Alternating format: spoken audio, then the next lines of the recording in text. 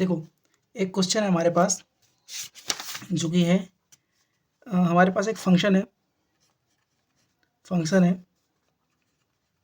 sin 3x का, ठीक है, और x बिलोंग करता है आपका 0 से π/2, ठीक है।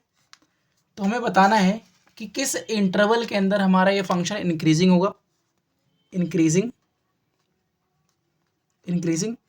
और किस इंटरवल के अंदर हमारा ये फंक्शन क्या होगा, डिक्रीजिंग होगा, ठीक है। ये हमें बताना है, ठीक है। तो स्टार्ट करते हैं। सबसे पहले हम क्या करते हैं, फंक्शन को डिफरेंशिएट करते हैं, ठीक है। तो आप निकालो f डैश x, कितना आएगा, sin 3x तो आ जाएगा cos 3x, और उसके बाद 3x का जब आप डेरिवेटिव करोगे तो क्या आएगा हमारे पास, 3 आएगा, ठीक है। इसको आप ले सकते हो 3 cos 3x, ठीक है। अब पुट करो, put f dash x is equal to 0, तो 3 cos 3x is equal to 0, 3 नीचे जाके 0 हो जाएगा, और cos 3x is equal to आ गया 0। अब आप लोग मुझे बताइए cos 0 कहाँ कहाँ होता है। तो आपको ये याद है कि cos x की वैल्यू उन सभी x पर 0 होगी जिन x की वैल्यू बिलोंग करेगी 2n+1 π/2, जहाँ पे n किस में बिलोंग करता है, इंटीजर, समझा। जैसे अगर कोई मुझसे पूछे कि बताओ क्या cos π/2 पे 0 होता है, तो बिल्कुल होता है। क्या cos 3 π/2 पे 0 होता है, बिल्कुल होता है। आप यहाँ n की वैल्यू रखते जाओ। जैसे मान लो अगर मैं n की वैल्यू 1 रखूँ तो कितना आएगा, 3 π/2, cos 0 होता है। अगर n की देखो ना, इंटीजर है, इंटीजर का मतलब 0 1 2 ऐसे ऐसे, -1 -2 ऐसे करते, ठीक है। तो n की वैल्यू आप 0 रखो तो π/2 आ जाएगा, n की वैल्यू आप -1 रखो तो माइनस का π/2 आ जाएगा। तो इन सभी वैल्यूज़ पर आपका कॉस क्या होता है, 0 होता है। तो इसका मतलब कॉस π/2 इक्वल टू 0 होता है, कॉस 3 π/2 इक्वल टू 0 होता है, कॉस 5 π/2 इक्वल टू 0 होता है, और आप क्या वैसे चलते जाओ, ठीक है। तो अगर मैं कंपेयर करूँ तो इसका मतलब अगर मैं 3x की जगह पे π/2 रख दूँ, अगर मैं 3x की जगह पे π/2 रख दूँ तो मेरा cos 0 हो जाएगा। तो इसका मतलब 3x की वैल्यू अगर मैं π/2 के बराबर रख दूँ, ठीक है।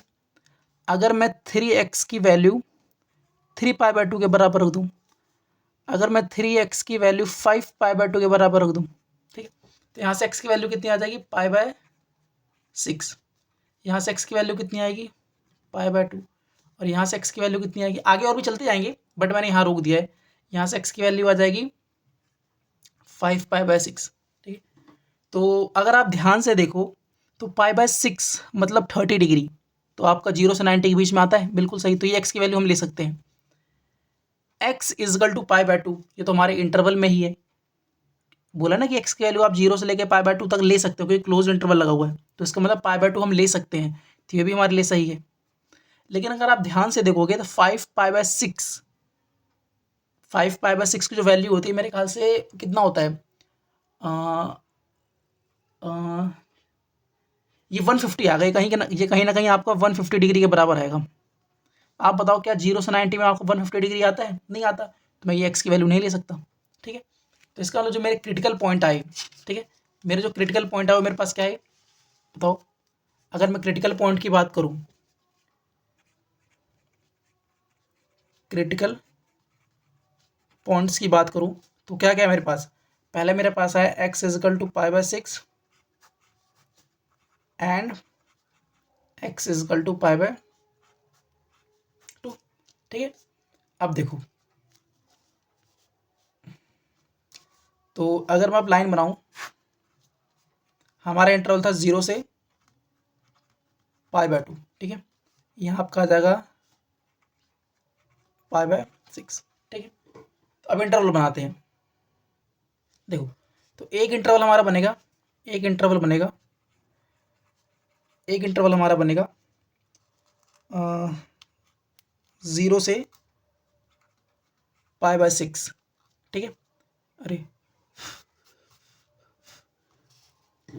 एक इंटरवल हमारा बन गया 0 से π/6 का, ठीक है, एंड एक इंटरवल हमारे पास बन गया π/6 से लेके π/2, ठीक है। देखो अब आपका यहाँ पे डाउट हो सकता है कि सर आपने यहाँ पे क्लोज्ड इंटरवल क्यों नहीं लगाया, यहाँ पे क्लोज्ड इंटरवल क्यों नहीं लगाया।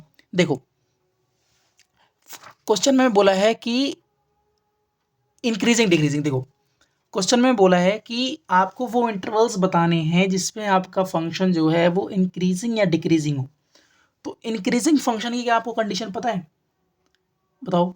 अगर मुझे कहना है कि हाँ इस इंटरवल में मेरा फंक्शन इंक्रीजिंग है, तो इसका मतलब अगर मैं इस इंटरवल से कोई पॉइंट लूँ और उसको अपने डेरिवेटिव के अंदर पुट करूँ, ये डेरिवेटिव इस डेरिवेटिव के अंदर पुट करूँ और ये मेरा 0 से बड़ा आता है डेरिवेटिव, तो इसका मतलब इस इंटरवल में मेरा जो फंक्शन है वो पॉजिटिव इंक्रीजिंग है, ठीक है। लेकिन मेरा क्वेश्चन था, आप कहोगे सर आपने यहाँ पे क्लोज इंटरवल क्यों नहीं लगाया। देखो एक्चुअली याद रखना आप भी, जब से आप या फिर कोई जब आपसे पूछे कि इंक्रीजिंग फंक्शन है डिक्रीजिंग फंक्शन की कंडीशन क्या होती है, समझ में कि अगर आपके पास एक इंटरवल है, उस इंटरवल में आपका फंक्शन इंक्रीजिंग है, इसकी कंडीशन क्या होती है। तो अगर नॉर्मली कोई आपसे इंक्रीजिंग के बारे में पूछता है, ठीक है, नॉर्मल अगर आपसे कोई इंक्रीजिंग के बारे में पूछता है, तो आप कहना कि सर उस इंटरवल में अगर आपने कोई पॉइंट लिया और उस पॉइंट पर अगर डेरिवेटिव 0 से बड़ा हो जाए तो फंक्शन हमारा इंक्रीजिंग हो जाता है। और कोई आपसे डिक्रीजिंग का पूछे तो बोलना सर उस इंटरवल से आप कोई पॉइंट लो और उस पॉइंट पर अगर आपका डेरिवेटिव अगर लेस देन 0 हो जाए, 0 या 0 से छोटा हो जाए, तो आपका फंक्शन कैसा होता है, डिक्रीजिंग होता है। लेकिन अगर आपसे किसी ने पूछ लिया कि बताओ स्ट्रिक्टली इंक्रीजिंग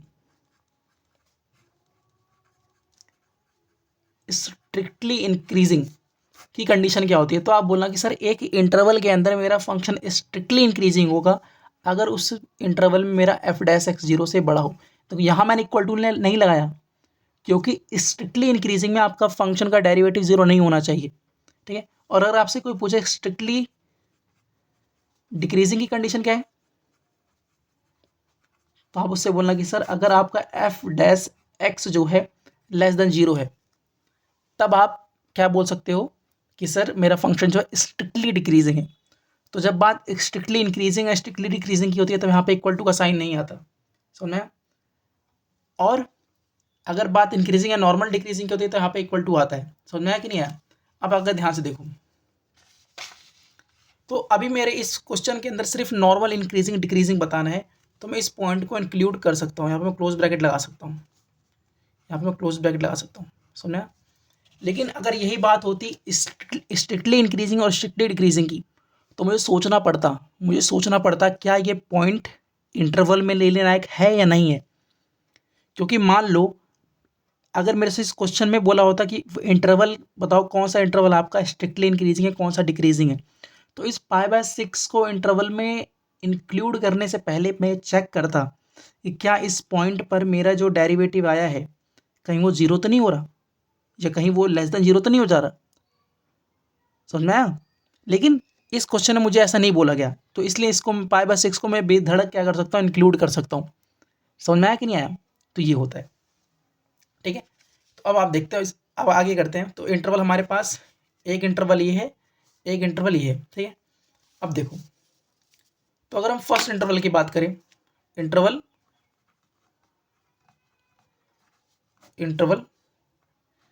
0 से π/6, अगर इस इंटरवल की बात करें, ठीक है, तो आपको पता है हमारा फर्स्ट डेरिवेटिव क्या था, फर्स्ट डेरिवेटिव हमारा है 3 cos 3x, ठीक है।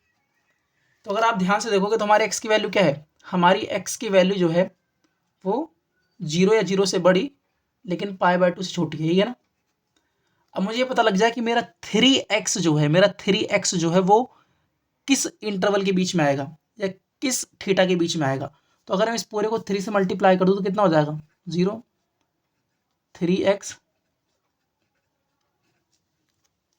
ठीक है, सॉरी यहाँ पे आ जाएगा 3π/2, समझना है कि नहीं है।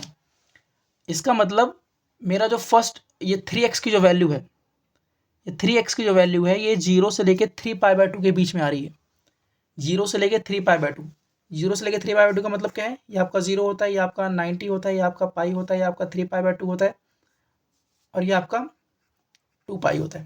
समझ में आया कि नहीं आया? तो इसका मतलब आपका जो डेरिवेटिव है, यहाँ पे गलती है, यहाँ पे मेरा क्या है, जीरो। देखो ना, पहला इंटरवल हमारा 0 से π/6 है, तो यहाँ π/6 आएगा, ठीक है। और जब आप 3 से मल्टीप्लाई करोगे तो ये आ जाएगा π/2 आ जाएगा, ठीक है। ये π/2 आ जाएगा, यहाँ ध्यान रखना, ठीक है। इसका मतलब मेरा जो 3x है, ये 0 से π/2 के बीच में है। 0 से π/2 मतलब फर्स्ट क्वाड्रेंट, समझा? मतलब 3x की जो वैल्यू है, 3x की जो वैल्यू है फर्स्ट क्वाड्रेंट के अंदर है। और आपको पता है फर्स्ट क्वाड्रेंट के अंदर अगर कोई वैल्यू है तो उस पर चाहे साइन हो, कॉस हो, टेन हो, कॉसिक हो, सैक हो, सारे पॉजिटिव होते हैं। तो इसका मतलब मेरा f' क्या हो जाएगा, 0 से बड़ा। तो मेरा फंक्शन कैसे होगा इस इंटरवल में, इंक्रीजिंग, ठीक है। अब मैं नेक्स्ट इंटरवल लेके चलता हूँ। दूसरा इंटरवल क्या है मेरे पास, इंटरवल है π/6 से लेके π/2, ठीक है, ठीक है। तो अगेन वही, तो π/6 से लेके x की वैल्यू π/2, लेकिन हमें x नहीं, हमें 3x चाहिए। तो 3 से मल्टीप्लाई करो। जैसे आप 3 से मल्टीप्लाई करोगे कितना आ जाएगा, π/2 x 3π/2। तो π/2 से लेके 3π/2, तो π/2 से लेके 3π/2 मतलब ये वाला भी इंटरवल आ रहा है और ये वाला भी इंटरवल आ रहा है, समझा? और चाहे सेकंड क्वाड्रेंट की बात कर लो, चाहे थर्ड क्वाड्रेंट की बात कर लो, दोनों ही क्वाड्रेंट के अंदर आपका कॉस नेगेटिव होता है। तो इसका मतलब आपका f' क्या आ गया, 0 से छोटा। तो मतलब फंक्शन आपका क्या हो गया, डिक्रीज। समझ में आया कि नहीं आया? तो इस क्वेश्चन को बड़े ध्यान से कर लेना, ये बहुत इंपॉर्टेंट क्वेश्चन है दोनों, ठीक है, ठीक है।